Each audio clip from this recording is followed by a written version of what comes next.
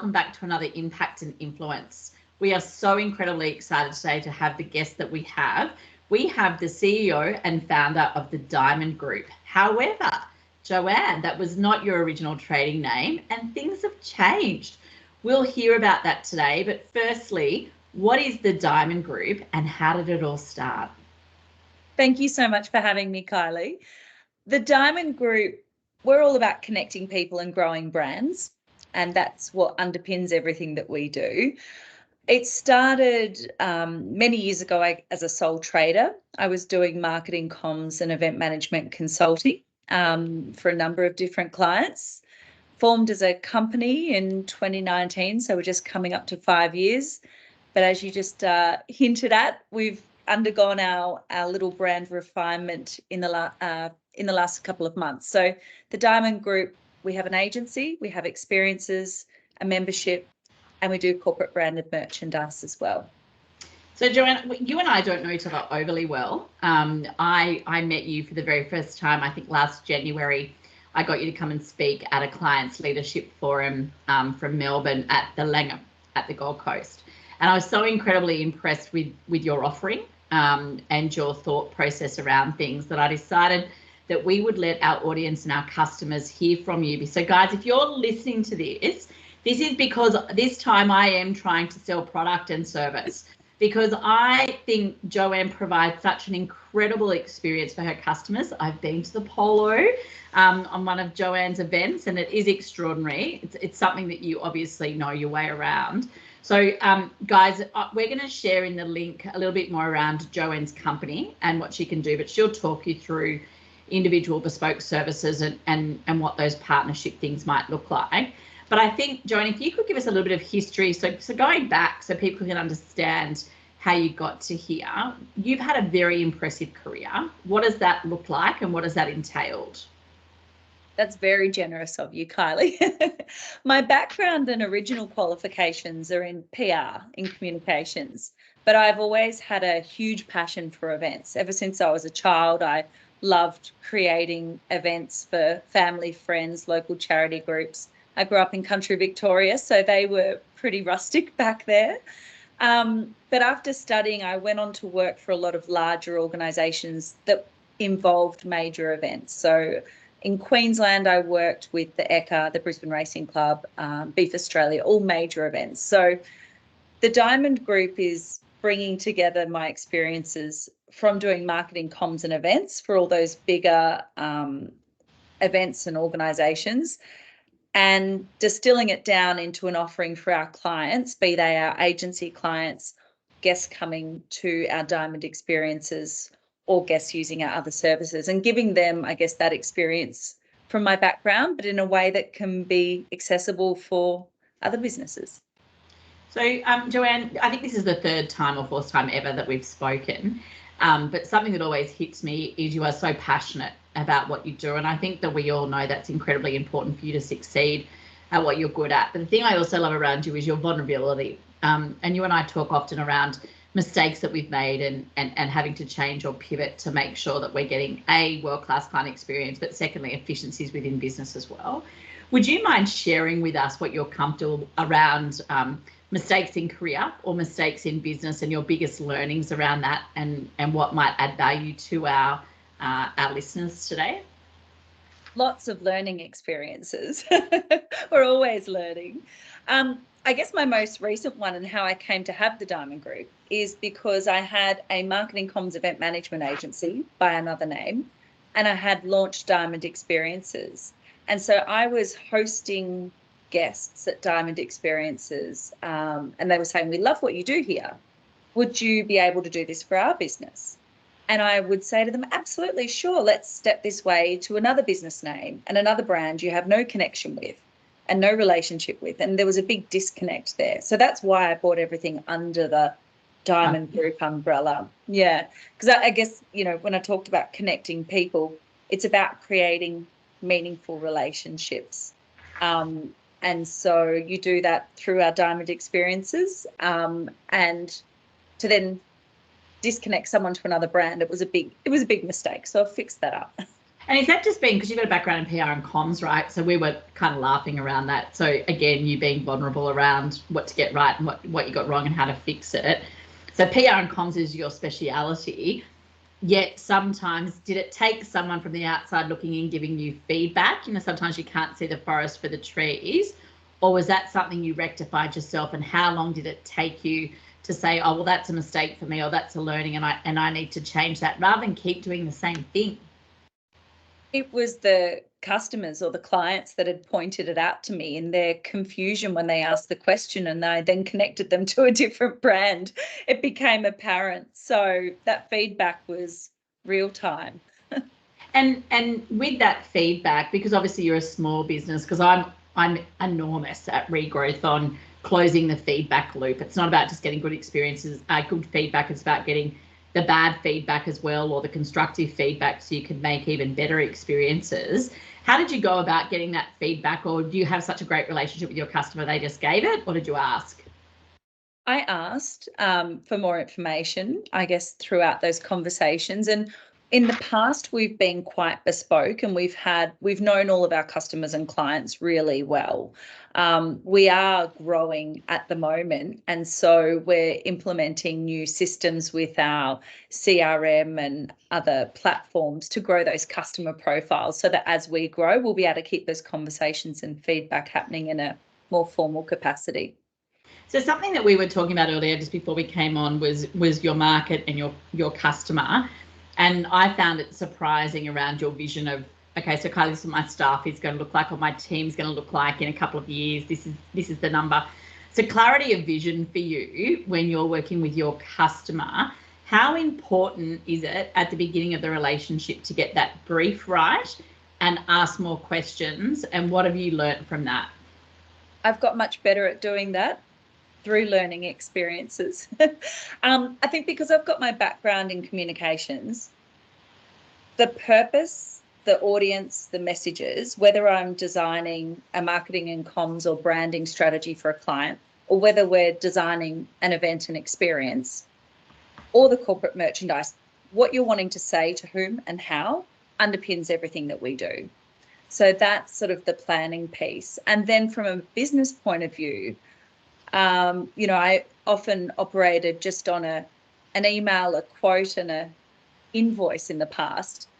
And I've definitely implemented service agreements, because I've had another learning experience where huge scope creep can end up costing you a lot of money. And when you're so far into a project, and this would apply to any businesses and to agents as well, if you don't have everything captured in the agreement, you're vulnerable, and you might want to do whatever you can do to get the sale, or in my case, deliver the event to make sure it's successful, because it's against your name, but at what cost? So I think that's a really interesting point. So yeah, we have like Queensland Form 6s, in New South Wales agency agreements, but is that clarity around instructions and the brief, and just asking better questions at the beginning, and how incredibly important it is. One of the questions I did mention to you that we might cover off today is around lessons. What has been your biggest lesson, either in the Diamond Group, in life, or in business, and what would you say to people listening? I think there's all those really practical learning experiences that I've already touched on. But the biggest thing for me this year has been learning, leaning into what you're really passionate about in business, and really focusing on, for me, I was growing this brand, growing this business, and I felt like I was almost lacking a little bit of the heart, and I was trying to get that spark back. Passion, purpose, good book. So I've focused more on, well, what underpins it and what am I really passionate about?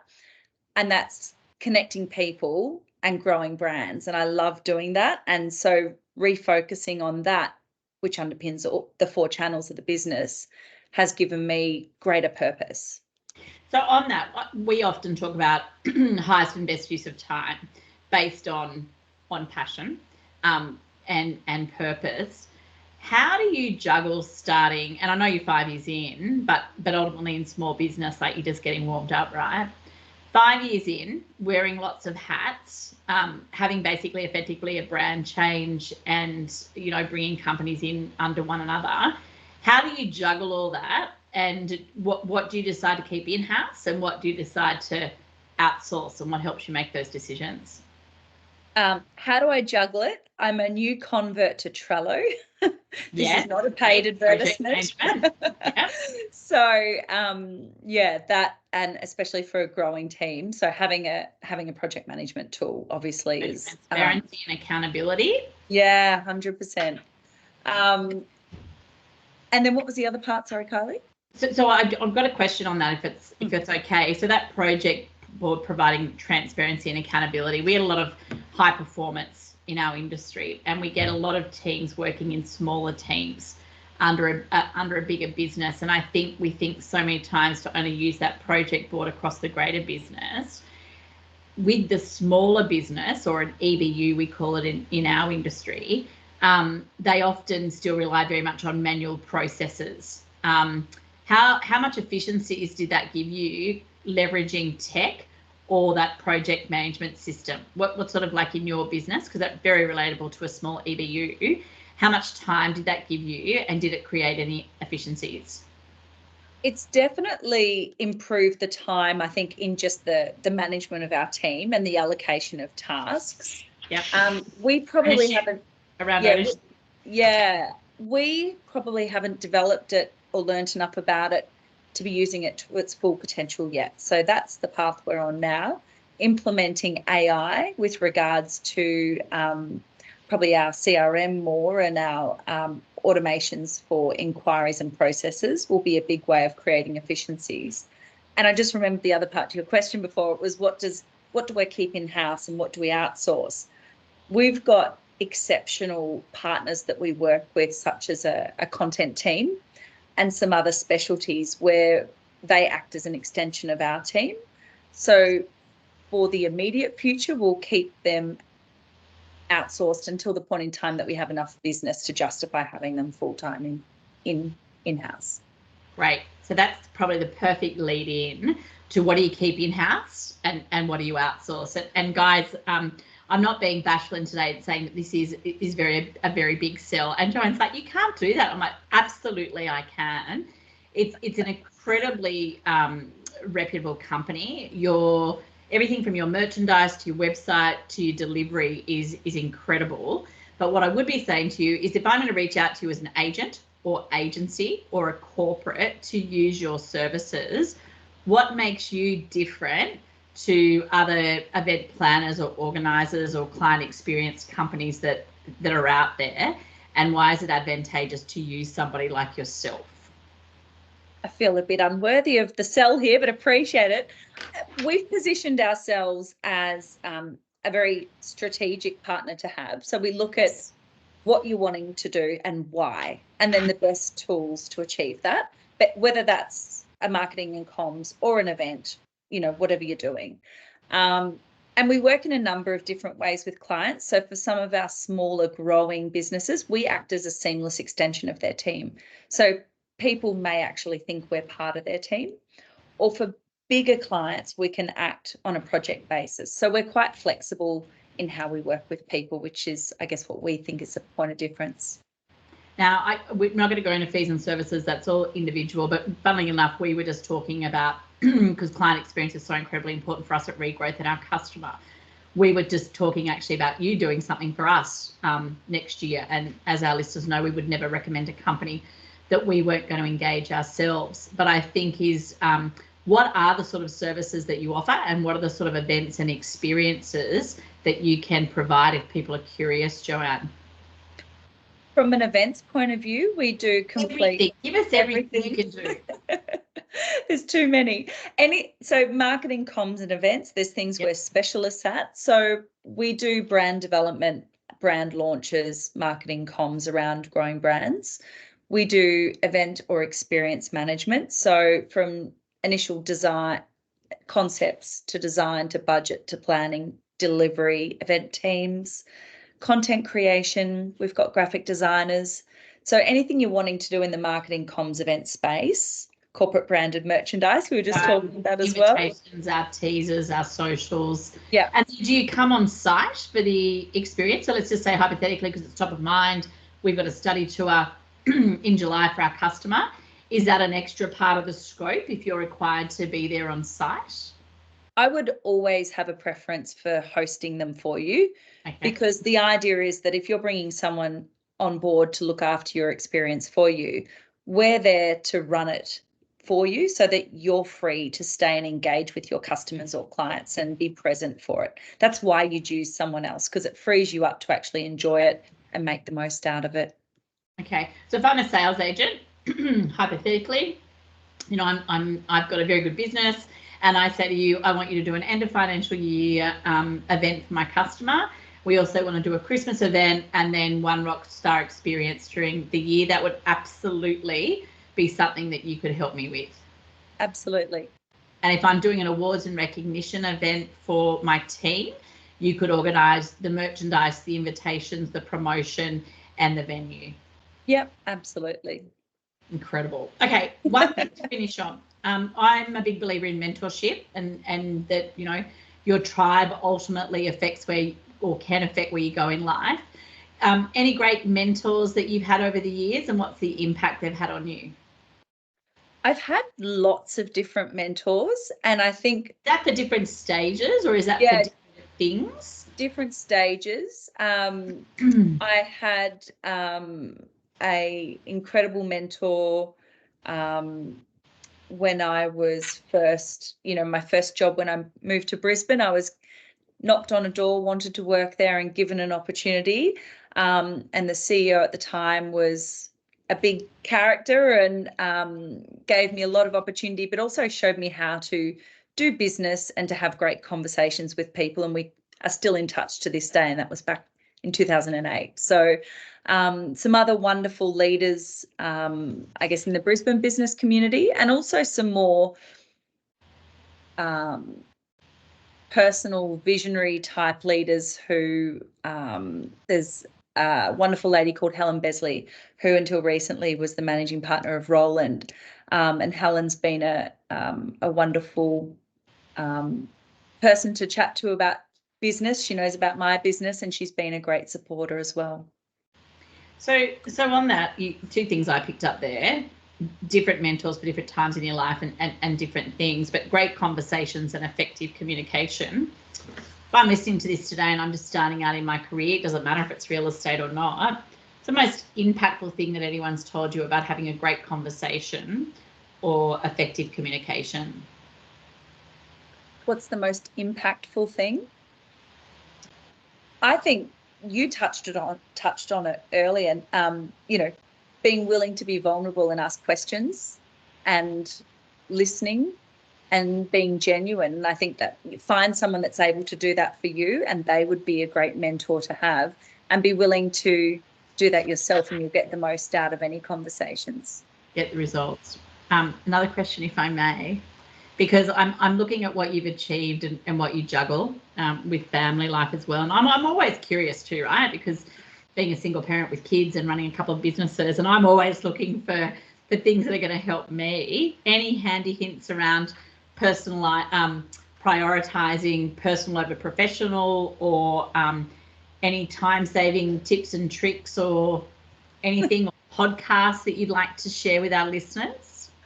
Lots of questions in there. I have definitely got over the mum guilt, and I have to start my morning with some exercise, because it just gets the endorphins going, and I'm a much better human and mother for it. So we're very fortunate. We're in the position we've got someone that comes and helps out in the morning so we can go to the gym and exercise. Okay, so it comes to your house? Comes to our house. Okay. It's because hubby's busy too, right, in what he does? Yeah, so he's so we have someone that comes for 2 hours Monday to Friday in the mornings, and I appreciate not everyone can do that. If you can tag team, or, you know, I've got lots of friends that love yoga and meditation, so you probably don't have to leave the house for that. So that's removing the excuses, right? You can't not go to the gym if the gym comes to you. Love it. 100%. Yep. Make it easier, less friction, right? Good. Absolutely. What else? Goodness. I haven't got the family into Trello yet, but I'm actually looking at starting up a family board. We've got 4 children now, so coordinating the school, the social, it can be quite crazy. So looking at getting all of that mapped out as well. Okay, so mapping out and time management. Tell me what you're grateful for and what can we learn from it? Oh, I am absolutely grateful for health, family and friends. And that has really hit home this year with many close family members passing away and people my age being very unwell. And it just makes you think, my goodness, I'm so grateful that we're fit and healthy, and it puts everything into perspective. And out of some other friends' misfortune, I've been very grateful for the reminder that we should be focusing on being more present and appreciating what we have.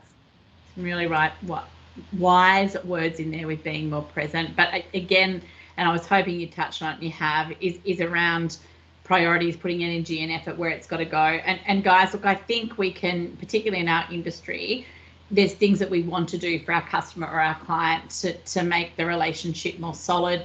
You know, I'm really proud of what the industry does as far as providing world-class client experience most of the time. And I think we've come a long way in 10 or 15 years, but it's probably, you know, the relationship shouldn't end when people pick up the keys. And I think we're pretty good as an industry with our annual market reports and our annual appraisals and keeping in touch. But really, how do we make people feel when we interact with them?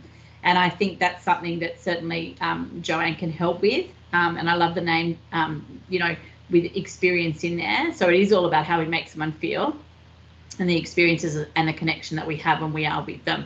So Joanne, we'll include all your contact information, your website, a little bit about your company on all of our socials and in our direct marketing. Is there anything that you'd like to finish with or leave us with a thought? You touched on it there, and it was my error that I didn't include it earlier. My tagline I use all the time is that shared experiences grow strong relationships that last. So you don't need me to do that. You can do that yourself. So I guess my takeaway for everyone would be, you know, if you've got the ability to bring someone in to help you, great, but you can do this yourself. Look at sharing experiences and developing. They can, if they've got the time, if that they do. can. I think that's the thing, Joanne, is if they don't have the time, is how do we keep that experience or that relationship going? So how do we keep relevant? Through shared experiences. How do we make people feel better? Through providing them personalized services and solutions that create a real experience. Joanne, thank you so much for your time. We're incredibly grateful, and no doubt we'll have a follow-up to see what else we can do to help support our industry, our customer and our client. And when we wish you all the best with the new venture. Thank you, Kylie.